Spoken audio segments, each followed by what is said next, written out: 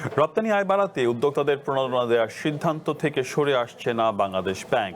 এই সুবিধায় 10% হারে প্রণোদনা পাবেন পাট পণ্য, হালাল মাংস সহ ব্যাটারি উৎপাদনে জড়িত ব্যবসায়ীরা। এই অর্থ বছরে রপ্তানি প্রবৃদ্ধি ধরে রাখা ছাড়াও নতুন বাজার ধরতে 6 খাতকে গুরুত্ব দিয়েছে কেন্দ্রীয় ব্যাংক। একই সঙ্গে আগের মতোই 43 খাতে রপ্তানি প্রণোদনা বহাল রেখেছে নিয়ন্ত্রক সংস্থা।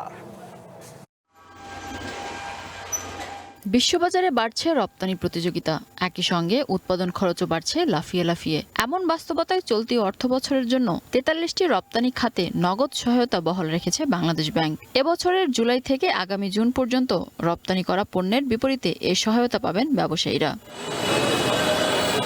অগ্রাধিকার ভিত্তিতে 6 খাতকে সর্বোচ্চ 10% নগদ সহায়তা দেওয়া হবে। এর মধ্যে রয়েছে পাট পণ্য, চামড়া ও চামড়াজাত পণ্য, কৃষি ও কৃষি প্রক্রিয়াজাত পণ্য, আলু, হালকা প্রকৌশল শিল্প, শতভাগ হালাল মাংস ও মাংসজাত পণ্য এবং ব্যাটারি। এলডিসি পরবর্তী চাপ সামলাতে রপ্তানি বহুমুখীকরণে এসব খাতে নজর দিয়েছে কেন্দ্রীয় ব্যাংক। আমি কিন্তু ওয়েস্ট ম্যানেজমেন্টই শুরু করেছি। গরুর চামড়ার এগুলো কাটিং ফেলে দেয়, আমি এখন ওটা কিনে নিয়ে প্রসেস করে লেদার প্রোটিন পাউডার বানাইতেছি, যেটা বাইরে থেকে ইম্পোর্ট করা হতো। যদি বাই প্রোডাক্ট সাবসিডি সরকার লেদার টেনাইগুলি আবার ঘুরে দাঁড়াবে। বহু দশক ধরে পাট একটা গৌরবজনক ভূমিকা পালন করেছে আর্থসামাজিক ক্ষেত্রে, অর্থনৈতিক ক্ষেত্রে গুরুত্বপূর্ণ ভূমিকা পালন করেছে। পাটের সেই সম্ভাবনা আজও অব্যাহত আছে। দ্বিতীয় সর্বোচ্চ 8% প্রণোদনা পাচ্ছে জাহাজ নির্মাণ শিল্প। পাটকাঠি থেকে উৎপাদিত কার্বন ও পার্টিকেল বোর্ড, বীজ, আগর আতর ও ফার্নিচার খাত। এছাড়া সিরামিক, প্লাস্টিক, কাগজ, মোটরসাইকেল, ওষুধ, সৌর panel, electronics, software, ITO, ITES, hardware এবং পিইটি বোতল সহ বিভিন্ন শিল্পে 5 থেকে 6% নগদ সহায়তা বহাল রাখা হয়েছে। তৈরি পোশাক শিল্পের জন্য বহাল রাখা হয়েছে বিশেষ সুবিধা। সবকিছু মিলে যদিও ইলেকট্রিসিটি দেওয়া হচ্ছে, কিন্তু 5 থেকে 6 ঘন্টা লোডশেডিং থাকে। এইসব বিভিন্ন প্রতিকূলতার কারণে আমরা নিজেরা ব্যবসায় কিন্তু টিকে থাকতে পারছি না। আপনারা শুনেছেন 300 গার্মেন্টস ফ্যাক্টরি বন্ধ হয়ে গেছে, 50টার মতো টেক্সটাইল মিল বন্ধ হয়ে গেছে।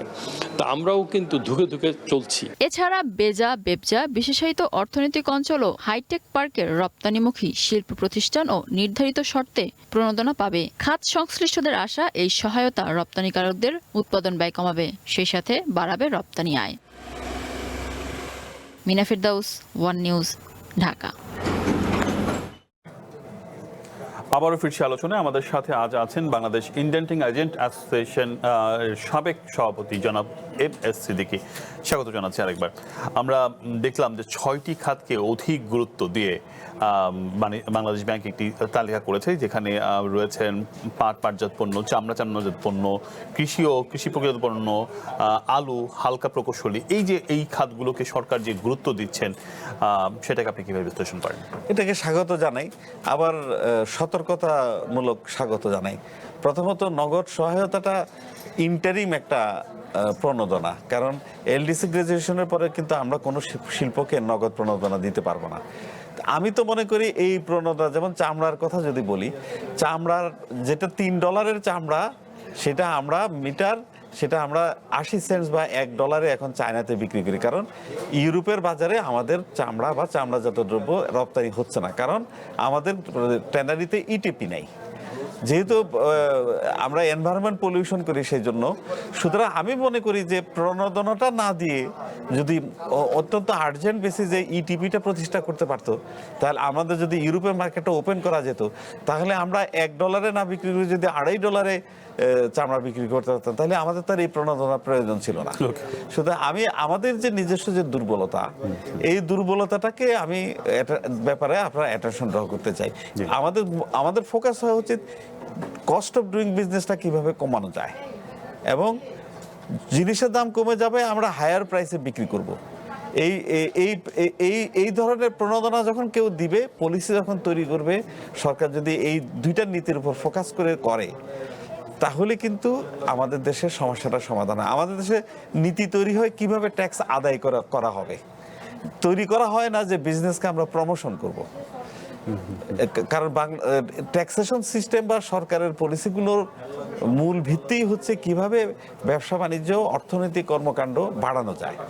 তো সুতরাং আমরা আমাদের পলিসি মেকারদের মাথায় এটা আগে নিতে হবে যে আমরা ইকোনমিক অ্যাক্টিভিটিকে প্রমোট করব এবং সেইভাবে আমরা আমাদের পলিসি তৈরি করব, ট্যাক্সেশন পলিসি তৈরি করব।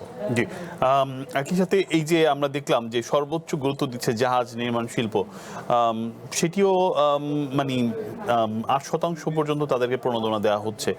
শুধু কি প্রণোদনা দিলেই হবে নাকি এখানে অন্য কোনো নার্সিং এর ব্যাপার আছে? ব্যাপার আছে তো। আমি জাহাজ তৈরিকার প্রতিষ্ঠানের সাথে কথা বলেছি, ওদের যে চ্যালেঞ্জ, ওদের আমদানিতে যে অনেক অনেক কম্পোনেন্টস ওদেরকে আনতে হয়। যেমন ফর এক্সাম্পল ওরা যেটা প্রবলেমে পড়তো, একটা এক্সাম্পল দিলে বুঝবেন, ওরা যখন বিদেশ থেকে রং আমদানি করতে চাইলো তখন এনবিআর বললো বাংলাদেশের রং তৈরি হয়, তোমরা কেন রং আনবো, তোমাদেরকে আমরা এটার লাইসেন্স দিব না।